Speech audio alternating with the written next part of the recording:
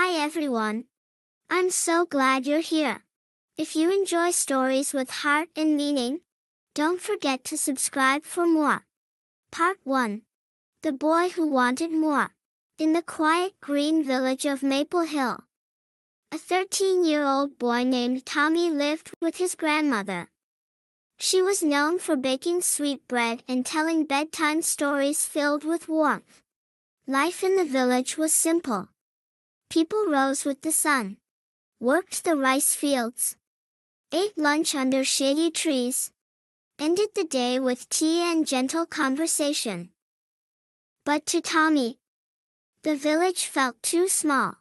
Each day after school, he sat on the old wooden bench outside his house, gazing at the big hill at the village's edge, the highest in the area. Wildflowers danced along its path, and the wind whispered secrets he longed to understand. No one in Maple Hill ever went past that hill. Why? He asked his grandmother one evening.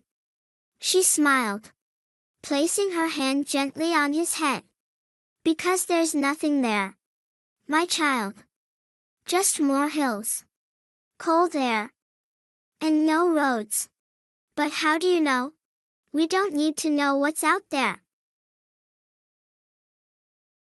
Tommy nodded, but something inside him disagreed. He began asking around. Have you ever been over the hill? What's on the other side? Did anyone ever go? The answers never changed. No. Nothing important. Why leave a safe place? But Tommy dreamed differently. In his sketchbook, he drew glowing cities, rivers that sang, talking animals, and skies that changed colors. His best friend Leah once asked, "You really believe there's something amazing out there, don't you?" "I don't just believe," Tommy replied. "I feel it in my bones. Like the wind is calling me." She smiled. "Then maybe one day, you should follow it." Part 2. The Stranger Who Knew More. The morning after a moonlit night, the village woke to something unusual. A stranger had arrived. A tall man in a green coat, with a leather bag and walking stick, sat in the tea shop. His face told of weather, travel, and silent sorrow. Tommy couldn't resist. He approached. "Excuse me, sir. Are you a traveler?" The man looked up and smiled. "Yes. And you must be someone with many questions. How did you know? You look at the hill like I once did, as if it holds all the answers." Tommy leaned in. "What's on the other side?" "People say there's nothing.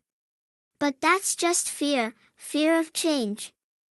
Tommy's heart beat faster. "So there is something?" "Yes. Forests, rivers, cities. The world is much bigger than this place. Have you seen it all?" "Parts of it. Some kind, some cruel. But they all teach you something." That night, Tommy couldn't sleep.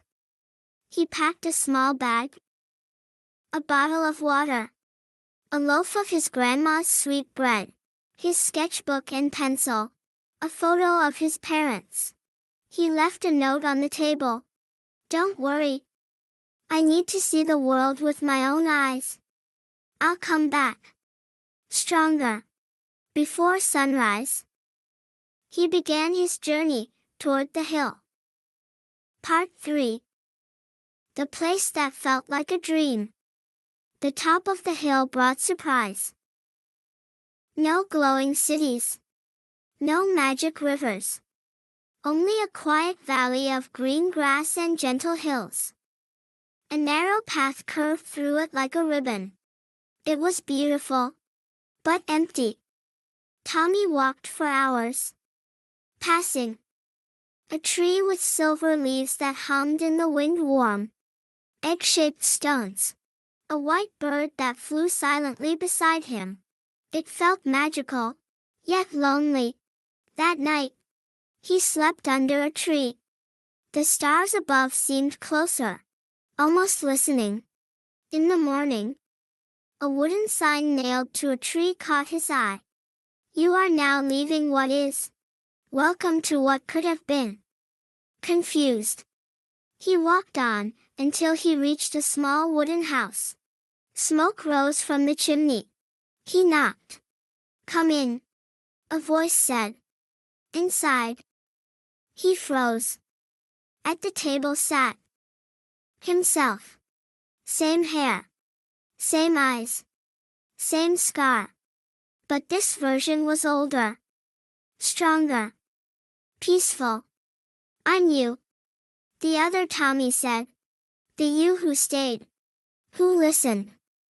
Who found peace in small things. Tommy's voice shook.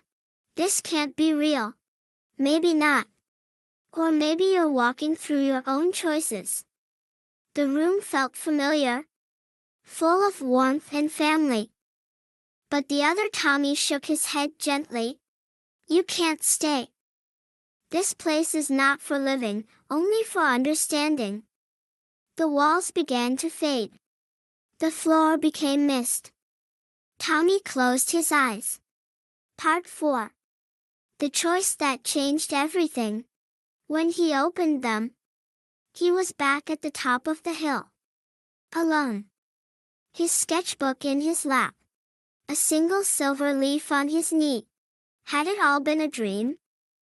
Or had he walked through a reflection of his own hopes and doubts? He turned and looked toward Maple Hill. The village didn't seem small anymore. It seemed full of stories he hadn't yet listened to. He stood up. He had a choice. Continue toward the unknown. Or return, but as someone changed. Tommy walked back down the hill. At the door, his grandmother was waiting, tears in her eyes. I knew you'd come back. I didn't leave because I didn't love it here. I left because I didn't understand it yet. And now? Now I do. Epilogue. The journey within. Tommy changed. He still dreamed. Still imagined. But now, he listened. He helped. He noticed things. The wind moving through trees. The warmth of fresh bread. A neighbor's laughter. He filled his sketchbook not with fantasy, but with real moments. And when people asked, did you ever travel the world? He smiled and said, yes. But the greatest journey I ever took was learning how to see my own life differently. Plot twist reflection. Tommy thought he had to leave to find meaning. But what he found was himself. The magical valley wasn't a real place, it was a mirror of his soul. Of his unmade choices. And the silver leaf? A quiet reminder that even imagined journeys can leave something real behind. Moral of the story. Sometimes we search far away for meaning, only to discover it was always within us. True growth doesn't come from changing places. It comes from changing how we see what's already around us. Tommy learned. Adventure can spark transformation. But wisdom comes when we return, with new eyes. Thank you so much for listening. If this story touched your heart, please give it a thumbs up and subscribe for more. Until next time, keep dreaming, and never stop noticing the beauty around you.